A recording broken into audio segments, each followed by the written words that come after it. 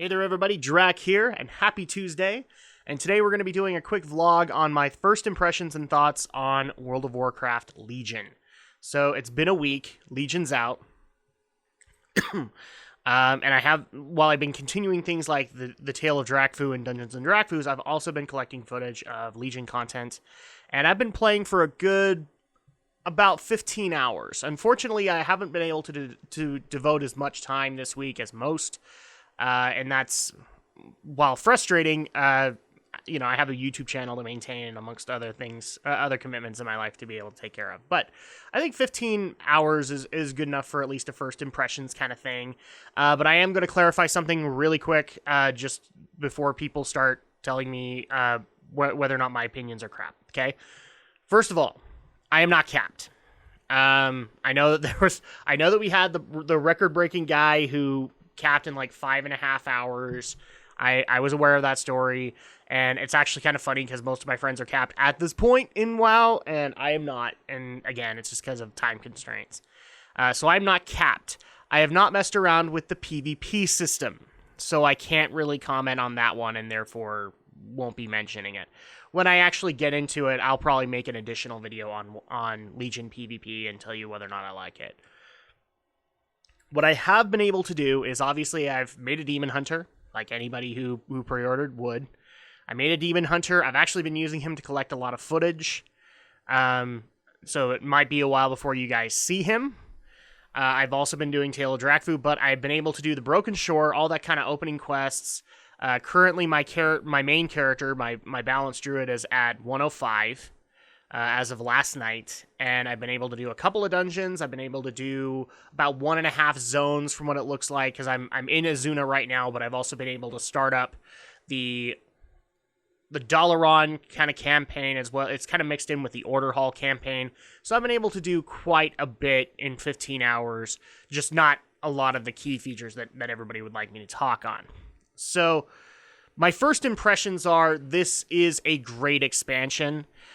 There's a lot they've done right, especially in the Order Halls. I know a lot of people were complaining that Order Halls were going to become like garrisons, and I would actually dare say no, they're not. Because with garrisons, I was getting followers from around Draenor, and I was also like sending them out on 7 or 8 missions a day, and that feels like a garrison to me. That feels like I'm sealed off from the world.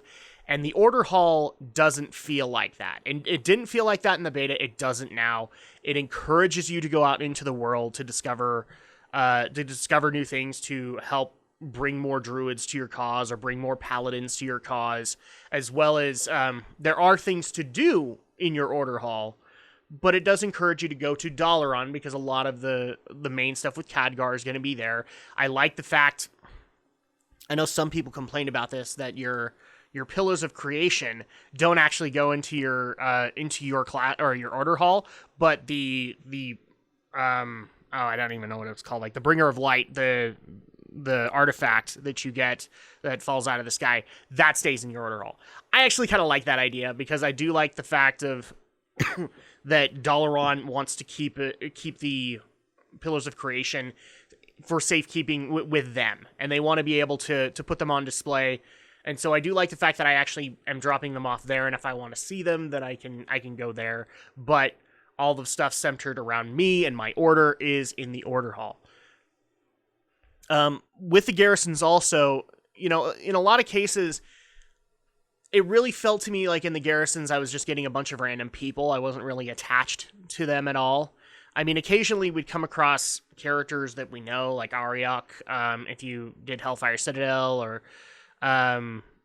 depending on if you're Alliance or Horde, the very first follower you get is actually either the Night Elf or the Tauren from the first cinematic, and that's cool, but it doesn't really feel like I have a whole lot of attachment to those characters, and never really did. Even Leroy Jenkins or Cronan or anything like that, I was just like, well, you're just another cog in the machine.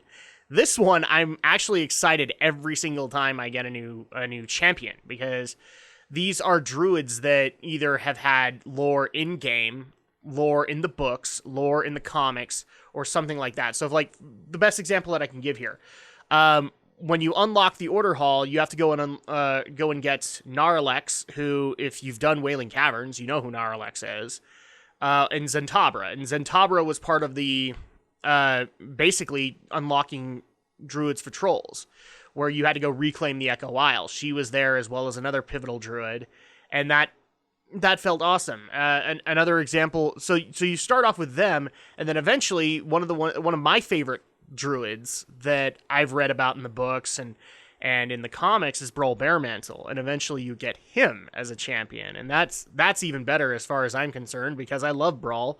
I love the story that they've had with him in Valyria. I love his contributions in the novel Stormrage. So it gives you a sense of attachment to the champions that you are recruiting. The only thing that I would advise with Blizzard is don't go overboard with this. I do not expect to have Malfurion Stormrage as a champion.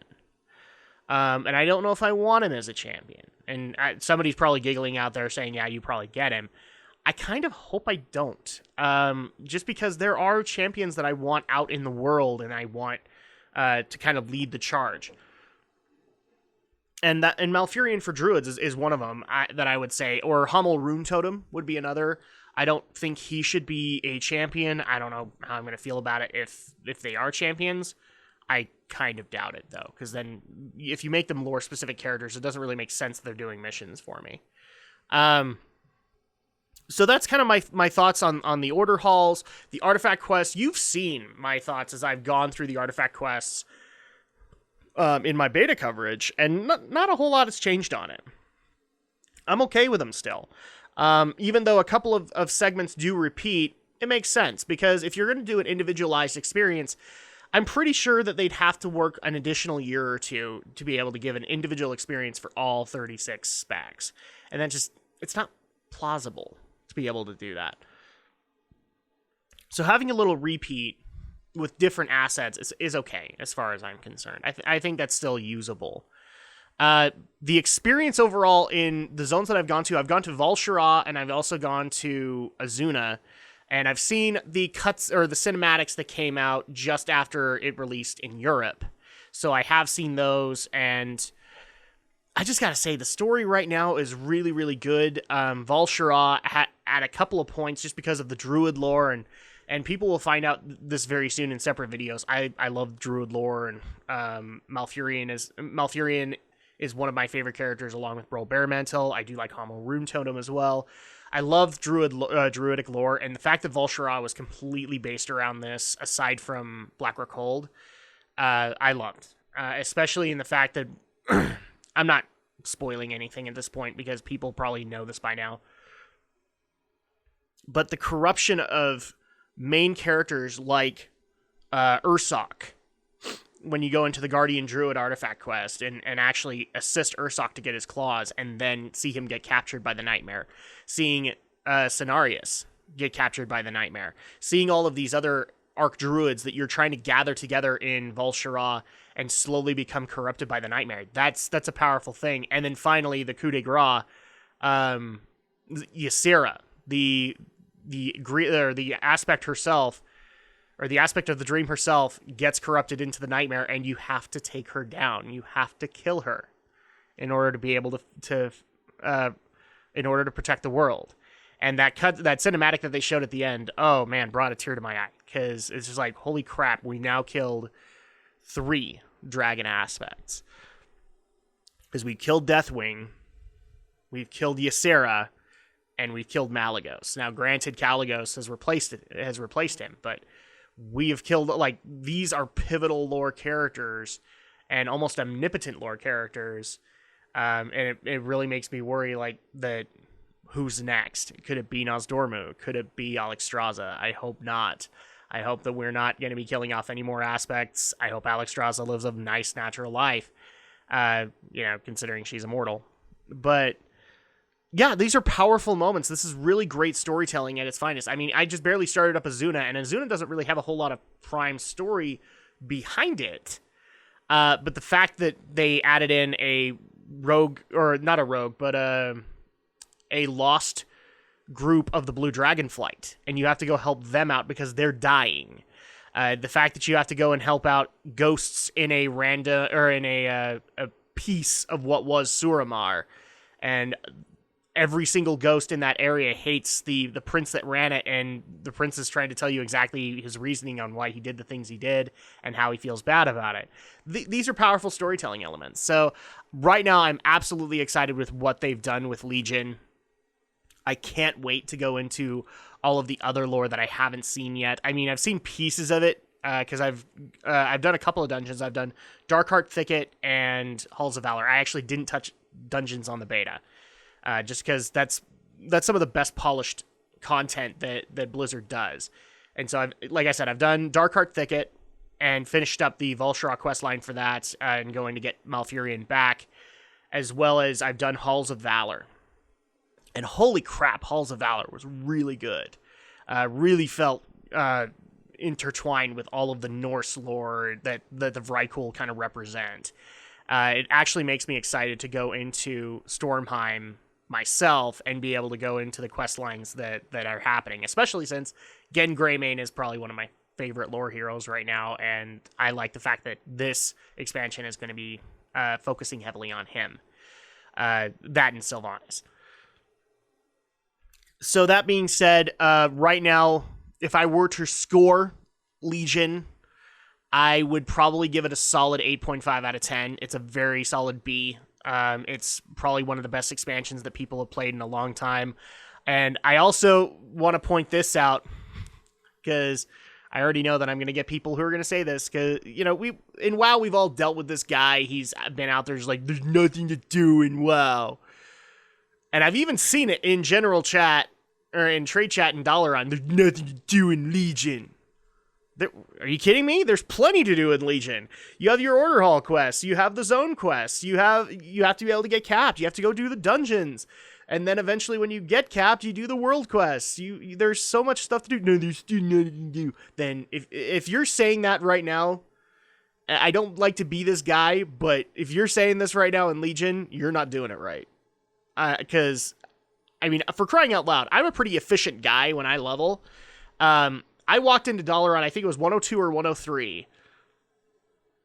Walked into Dalaran, and because like every time you ding a level, you want to check your Order Hall and you want to check or check Dalaran to see if there's new quests. I had 10 quests in my quest log. 10. I'm pretty efficient with this stuff, and I like to keep kind of an open quest log so I can go and look around. I filled my quest log after that, and I didn't fill it just with, you know, because I had Order Hall quests that basically took me to 4 separate dungeons to collect essences. I had a quest, or I think it was the Bringer of the Light quest line from Dalaran.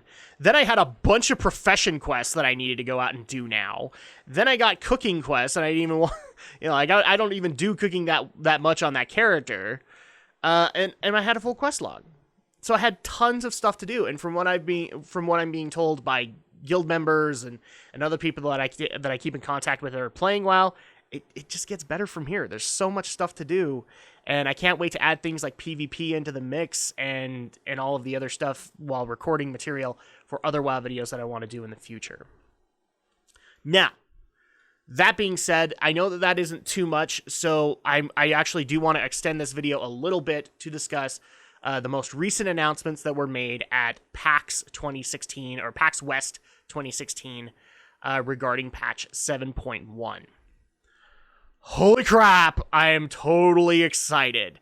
So, patch 7.1 is Return to Karazhan. We're going to be going back to Karazhan. We thought we were just going to get kind of a recycled raid with maybe some more demon bosses. No! Holy crap, it's brand spanking new. Yes, some areas are familiar. Yes, some bosses are familiar. But we have a freaking Alice in Wonderland twisting around hallway. We have a new chess event. We have Medivh, or at least what I'm thinking is the Avatar of Sargeras as a boss, or maybe even the Dreadlord that's in Harbinger's Khadgar. We have to go into an upside-down Karazhan. This is going to be awesome. I'm really excited for Return to Karazhan. The other thing that I want to talk about with 7.1 is the raid. Trials of Valor is what we're calling it. This is going to be roughly a 3 to 4 boss raid. that's going to occur in between the tiers. So you can use, the way that I understand it is Trials of Valor is going to be great if you're trying to move from the Emerald Nightmare into the Nighthold, or trying to finish off the remaining bosses in Nightmare and in the Nighthold. And I like that idea. I think that's a great, I think that's a great springboard to go off of with that concept. And it feels like Trials of the Crusader. It really does. It's a loot pinata kind of thing. It's just to get you some extra gear to help you move through these instances while we wait for 7.2 and the next major bit of raid content. So I'm actually excited for it because you face off with Odin, you face off with Helia, you also face off with the Stormheim equivalent of Cerberus. So we're going to have lots of fun with this particular raid instance, and I'm excited. The other thing I want to talk about is the Legion Companion app. WoW is no longer a game. It's a lifestyle. So yes, we're going to have a Legion Companion app, which basically helps out with all of the order hall functions. You can send people out on missions. You can, I think, modify your artifact in it, or at least you can spend some of the artifact power items that you have currently. You can also equip your order hall champions with new armor, things like that. They're basically making it so that you can do all of your profession and, I believe it's profession and order hall stuff within an app in your phone. So basically we have no reason to leave WoW ever again. I actually like the idea for it as long as it works. I know that Tor tried to do this at its launch, and it didn't work out very well. I knew friends as well as my older brother was trying to run the app, and they didn't like it as much as they thought they would. So I do have concerns with the Legion Companion app, but as long as Blizzard shows the polish that they've shown with everything else that they've ever done, I think we're going to be okay. And this is just going to be another great way to be able to get your order hall stuff done so you can focus solely on questing, focus solely on, like, you know, if you're going to go work on alts and you want to go see the other order hall campaigns, you can do that. So with that being said, that pretty much kind of wraps up all of the content that we have since heard about for 7.1. I look forward to hearing more on 7.1 as well as 7.2 at BlizzCon if it isn't out by then. And I think that's going to go ahead and do it for this video. So those are my first impressions of Legion, as well as my thoughts on the upcoming announcements from PAX West by Blizzard. Thank you guys so much for watching. Thank you guys so much for continuing to subscribe, to liking my content, and continuing to urge me on to make more. And of course, I will see you guys next time for the next video.